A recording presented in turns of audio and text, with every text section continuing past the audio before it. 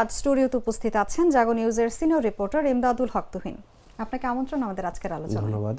আমরা আপনার কাছে শুরুতেই জানতে চাইবো, যেমনটি দেখছিলাম প্রতিবেদনে, যে 1.5 বছর ধরে প্রশাসকের অধীনে থাকা এফবিসিসিআই, বেসিস ও ইক্যাবের মতো শীর্ষ বেসরকারি বাণিজ্য প্রতিষ্ঠানগুলো তাদের মূল দায়িত্ব কি আসলে যথাযথভাবে পালন করতে পারছে? কি মনে হয় আপনার?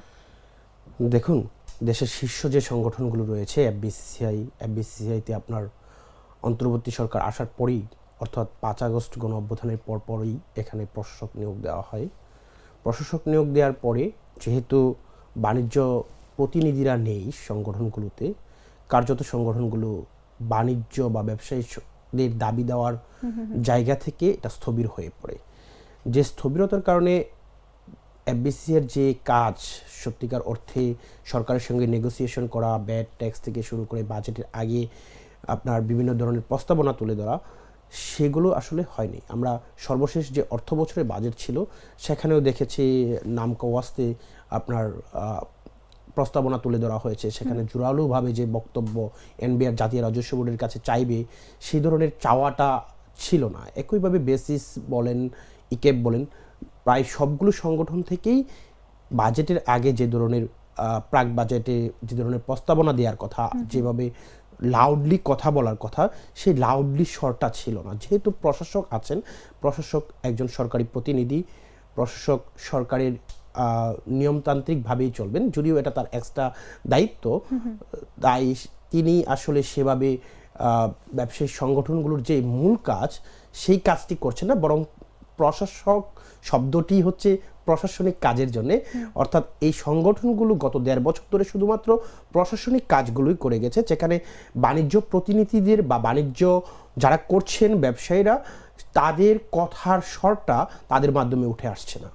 মানে বলতে চাচ্ছেন যে নির্বাচিত ব্যবসায় নেতৃত্ব না থাকায় আসলে বলা চলে এক ধরনের স্থবিরতা বিরাজ করছে। প্রত্যেকটি সংগঠনে একই ধরনের অবস্থা। এই স্থবিরতাটা চলছে পুরো ব্যবসায়ী সমাজে, পুরো ট্রেড বডিগুলোতে। কারণ এখানে ব্যবসায়ীরা কথা বলছেন না, বলছেন অনেক ব্যবসায়ী তো এমনিতেই চুপ আছেন, যারা কিছু কিছু কথা বলছেন সেই কথাগুলো খুব ভালোভাবে হয়তো অনেক ক্ষেত্রে সরকারের পক্ষে যাচ্ছে, অনেক ক্ষেত্রে সরকারের বিপক্ষে যাচ্ছে, যার কারণে সেই কথাগুলো কয়েকজন যখন বলছেন, অন্যরা বলছেন না। এবং যেহেতু একটা সংগঠন থেকে কথা বলা আর সংগঠনের প্রেসিডেন্ট যখন কথা বলবেন, তখন সেই কথাটার ভ্যালু যখন তিনি সাবেক থাকবেন বা সংগঠনে থাকছেন না, তখন সেই কথার ভ্যালু এক নয়।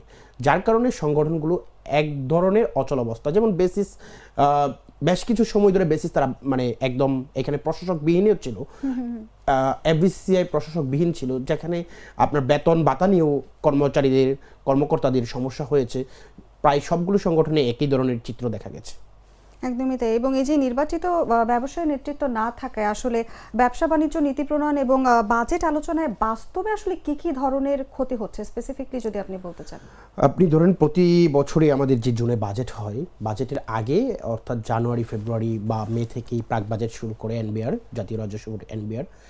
সেখানে আপনার প্রত্যেকটি সংগঠন থেকে আপনার প্রস্তাবনা তৈরি করা হয়। সেই প্রস্তাবনাগুলো তৈরি করেন ব্যবসায়ীরা, তাদের বিভিন্ন ধরনের প্রত্যেকটা খাত ওয়াইজ কি ধরনের কোন জায়গায় ব্যাট কমাতে হবে, কোন জায়গায় ট্যাক্স ছাড় দিতে হবে, কোন জায়গায় নতুন করে আপনার নতুন কোনো নীতি প্রয়োজন আছে, সেটি একটা সুপারিশ আকারে প্রণয়ন করে প্রাক বাজেট বৈঠকে উপস্থাপন করা হয়। সেটি প্রাক বাজেট উপস্থাপন করার পর সেটি এনবিআর পর্যালোচনা করে, পর্যালোচনার পর এফবিসিসিআই মানে আমাদের যে দেশের শীর্ষ ব্যবসায়ী সংগঠন এফবিসিসিআইয়ের অধীনে প্রায় সবগুলো সংগঠনেই মূলত একটা ছাতার নিচে বাকি সংগঠনগুলো রয়েছে। এফবিসিসিআই তারা পরামর্শক সভার বৈঠক করে সেখান থেকেও একটা বড় ধরনের প্রস্তাবনা দেওয়া হয় সরকারকে, অর্থ মন্ত্রণালয় এবং এনবিআরকে। যেহেতু গত 1.5 বছর ধরে বা এখনও সংগঠনগুলোতে আপনার প্রশাসক রয়েছেন, ফলে এখনকার সময়েও ব্যবসায়ীরা ধারণা করছেন আগামী যে বাজেট আসছে, বিভিন্ন নীতি প্রণয়ন হচ্ছে, এরই মধ্যে তথ্য প্রযুক্তি খাতে বেশ কিছু আইন হয়েছে, সেই আইনগুলো নিয়ে আইনটা কত ভালো হয়েছে, কত খারাপ হয়েছে, কোনো সংগঠন বা সাংগঠনিকভাবে কথাগুলো আসছে না, প্রতিক্রিয়া দেখাচ্ছে না। অর্থাৎ আমরা বাজেটের পরপরই প্রতিবার যেমন এফবিসিসিআই হয়তো বলে ব্যবসা বান্ধব বাজেট হয়েছে অথবা ব্যবসা বান্ধব হয়নি, সেই কথাগুলো কিন্তু গত 1.5 বছরে তেমনভাবে শোনা যায়নি। একদমই তাই। এবং অন্তর্বর্তী সরকার ও সংশ্লিষ্ট মন্ত্রণালয়গুলো কেন এইসব বাণিজ্য সংগঠনে সময় মতো নির্বাচনটা আসলে দিতে ব্যর্থ হলো, এটা কি আসলে প্রশাসনিক কোনো দুর্বলতা ধরে দেবো নাকি রাজনৈতিক অনিচ্ছা এখানে আছে? এটি আসলে সব ধরনের একটা মিশ্র প্রতিক্রিয়া বা সব ধরনের ক্রিয়ার ফল বলা যায়। কারণ গত 15 বছর ধরে যে ব্যবসায়ী সংগঠনগুলো ছিল, সেই ব্যবসায়ী সংগঠনগুলো রাজনীতিকীকরণ করা হয়েছে। ব্যবসায়ীরা চান না আসলে সত্যিকার অর্থে কোনো ট্রেড বডিতে কোনো রাজনৈতিক প্রতিনিধি আসুক। আমাদের বেশ কিছু সংগঠন রাজনৈতিক প্রতিনিধি থাকার কারণে বা রাজনৈতিকভাবে সরাসরি সংশ্লিষ্ট থাকার কারণেই আসলে প্রশাসকগুলো প্রথমত বসেছে। যখন 5 আগস্টের গণ অভ্যুত্থানের পর অন্তর্বর্তী সরকার ক্ষমতায় এলেন, তারপর পরই বিভিন্ন সংগঠনে প্রশাসক নিয়োগের তুরচুর পড়ে যায়। প্রথমত সরকার প্রশাসক নিয়োগ দেয় এফবিসিসিআই, যেখানে এফবিসিসিআই এর সাবেক সভাপতি শারীরিক অসুস্থতার কারণ দেখিয়ে পদত্যাগ নিজেই করেন। একইভাবে বাকি সংগঠনগুলোতেও যখন এফবিসিসিআই শীর্ষ সংগঠনটিতে প্রশাসক বসে যায়, তখন বাকি সংগঠনের যে ব্যবসায়িক প্রতিনিধিরা ছিলেন, যারা গত 15 বছর ধরে নির্যাতিত, অবহেলিত, নিপীড়িত ছিলেন বা তারা বিভিন্নভাবে সরকারের সঙ্গে তদবির শুরু করে বিভিন্ন বাণিজ্য মন্ত্রণালয়ে গিয়ে বলতে থাকে যে এই সংগঠনগুলোতেও প্রশাসক বসানো উচিত, এই কমিটিকে বাদ দেওয়া উচিত। যার কারণে সংগঠনগুলোতে একে একে অসংখ্য সংগঠনে আপনার প্রশাসক বসে। এর মধ্যে শুধুমাত্র ব্যতিক্রম দেশের পোশাক খাতের শীর্ষ সংগঠন বিজিএমইতে প্রশাসক বসেছিল। সেই সংগঠনগুলোতে একটি অবাধ, সুষ্ঠু ও নিরপেক্ষ নির্বাচন হয়েছে বলেন সংশ্লিষ্টরা মনে করেন। এবং সেই সংগঠনের সভাপতিও তিনি লাউডলি এখন কথা বলতে পারছেন এবং বিভিন্ন সময়ে বলেছেন যে অন্তর্বর্তী সরকারের প্রধান উপদেষ্টার সঙ্গে একাধিকবার সময় চেয়েও তিনি সাক্ষাৎ করেননি। একইভাবে অন্যরা বলতে চেয়েছেন, কিন্তু যেহেতু প্রতিনিধি নেই, যেহেতু ট্রেড বডিগুলোতে এখন প্রশাসক রয়েছেন, তারা কথা বলতে পারছেন না। এখানে ব্যবসায়ীদের যেমন দায় রয়েছে, পূর্ববর্তী সরকারের যেমন দায় রয়েছে। পূর্ববর্তী সরকার এই সংগঠনগুলোকে রাজনীতিকীকরণ করার কারণে, রাজনৈতিক প্রতিনিধি দেওয়ার কারণে সংগঠনগুলো যেমন অচল অবস্থা তৈরি হয়েছে, সংগঠনগুলোর কাঠামো যেমন ভেঙে গিয়েছিল, যার ফলে গত 1.5 বছর ধরে সংগঠনগুলো অচল হয়ে পড়েছে। এই যে যেমনটা আপনি বলছিলেন যে কাঠামো ভেঙে গিয়েছে, জাতীয় সংসদ নির্বাচনের পর আসলে এইসব সংগঠনের দ্রুত নির্বাচন দেওয়ার পাশাপাশি কাঠামোগত যে সংস্কারের কথাটা আপনি বলছেন, এটা কতটা তাড়াতাড়ি সংস্কার করা প্রয়োজন এবং এই সংস্কারের দায়িত্বে আসলে কারা থাকবে? আচ্ছা, আমি যদি বলি সংগঠনগুলোর কাঠামোগত সংস্কার তো আসলে অনেক দীর্ঘ একটা বিষয়, কিন্তু সংগঠনগুলোর নির্বাচনের প্রধান অন্তরায় ছিল আমাদের যে সংগঠনগুলোতে প্রত্যেকটি সংগঠনের সদস্য পদ দেওয়া হয়। সদস্য পদগুলো কোন প্রক্রিয়ায় দেওয়া হয়েছে, কাকে দেওয়া হয়েছে, তিনি কি সত্যিকার অর্থে ব্যবসায়ী কিনা, সেটি নিয়ে ব্যবসায়ীদের মধ্যেই বিভিন্ন ধরনের দ্বিধা বিভক্তি রয়েছে। তারা কিছু সদস্যকে সত্যিকার অর্থেই শুধুমাত্র রাজনৈতিক উদ্দেশ্যেই সদস্য পদ দেওয়া হয়েছে, যাদের সত্যিকার অর্থে ওইভাবে ওই সংগঠনগুলোর ব্যবসায়িক সদস্য পদ পাওয়ার হয়তো যোগ্যতা নেই। এই বিষয়গুলো নিয়ে সবচেয়ে বড় আপত্তি ছিল, যার কারণে এখনো অনেকগুলো সংগঠনে ব্যবসায়িক সদস্য পদ নিয়ে আপত্তি রয়েছে।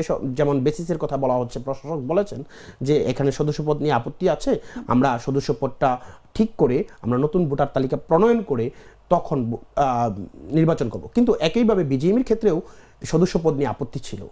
সেখানে বেশ কিছু ভুয়া ভোটার বের হয়, যে ভুয়া ভোটারগুলোকে বাদ দিয়ে প্রশাসক অত্যন্ত সদিচ্ছা নিয়ে নির্বাচন আয়োজন করেন। অন্য সংগঠনগুলোকে করা যেত এবং ভবিষ্যতে যখন আপনার আগামী জাতীয় সংসদ নির্বাচনের পর যখন নির্বাচনটা শেষ হবে, সবাই চান, ব্যবসায়ীরা চান যাতে দ্রুত যে ভোটার নিয়ে সমস্যা রয়েছে, এই ভোটারের সমস্যাটা কাটিয়ে দ্রুত নির্বাচন দেওয়া উচিত। এবং নির্বাচনের ক্ষেত্রে যে আগামী জাতীয় সংসদে যারা ক্ষমতায় আসবেন, তাদের উচিত হবে দ্রুত সংগঠনগুলোতে নির্বাচন দেওয়া। সেক্ষেত্রে অবশ্যই প্রথমত যদি সংস্কার করতেই হয়, ভোটার তালিকাটা সংস্কার করা যেতে পারে। কাঠামোগত সংস্কার আসলে দীর্ঘমেয়াদী বিষয়। একদমই তাই। এবং আমি যদি বলি যে এই ট্রেড বডিগুলোতে রাজনৈতিক প্রভাব মুক্ত রাখতে আসলে কার্যত কি ধরনের পদক্ষেপ নেওয়া উচিত এবং কি ধরনের নীতিগত এবং প্রশাসনিক বা আইনি পরিবর্তন প্রয়োজন এখানে?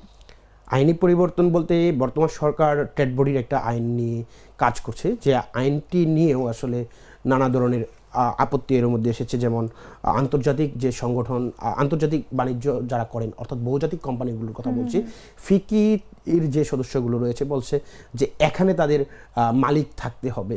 এই মানে আইনি অনেকগুলো জটিলতা রয়ে গেছে, সেই আইনি জটিলতা তো দীর্ঘমেয়াদী, কিন্তু আগামী আপনার নির্বাচনের পর সরকারের উচিত হবে ট্রেড বডিগুলি যাতে কোনোভাবেই রাজনৈতিক প্রতিনিধি, সরাসরি রাজনীতির সাথে সংশ্লিষ্ট তারা যাতে ট্রেড বডিগুলোতে না আসেন।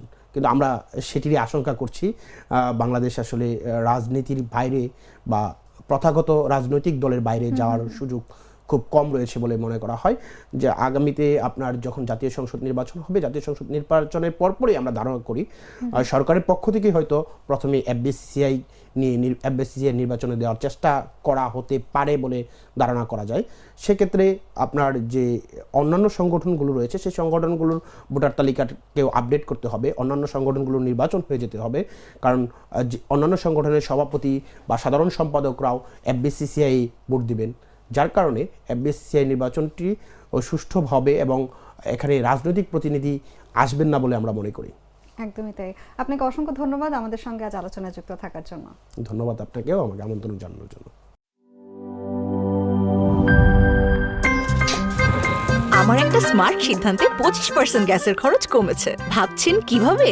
সাধারণ গ্যাস স্টোভ বদলে আমি এনেছি আরএফএল গ্যাস স্টোভ। এর সাইন্টিফিক নজেল ও ব্রাস বার্নার ক্যাপ সমানভাবে তাপ ছড়িয়ে রান্না করে দ্রুত, তাই গ্যাসও বাঁচায় 25%, টাকাও বাঁচে 25%। আরএফএল গ্যাস স্টোভ নিরাপদ ও গ্যাস সাশ্রয়ী।